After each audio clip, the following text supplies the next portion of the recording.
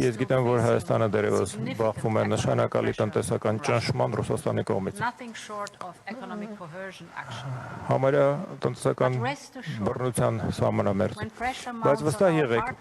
երբ մեր գործընկերների վրա ճնշումը կուտակվում է, Եվրոպական միությունը առաջ է գալիս, քայլ է անում, եւ ես այստեղ մի երկու բան ունեմ հայտարարելու։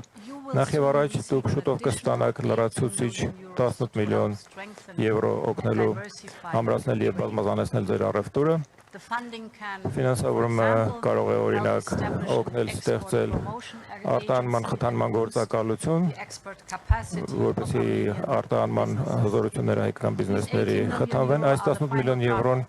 վերջնական մասն է այն 52 միլիոն օժանդակության պատետի, որը մենք քննարկեցինք մեր հեռախոսազանգում հունիսի սկզբին։ Երկրորդը, մենք եւս մի քայլ ենք անում, մենք առաջարկ ենք ներկայացնում այսպես կոչված ինքնավար առևտրային միջոցների, սա նշանակում է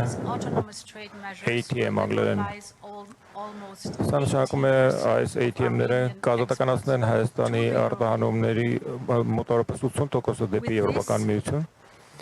Սրանով սա նշանակում է, որ 80%-ը ձեր առևտրի մեզ հետ այժմ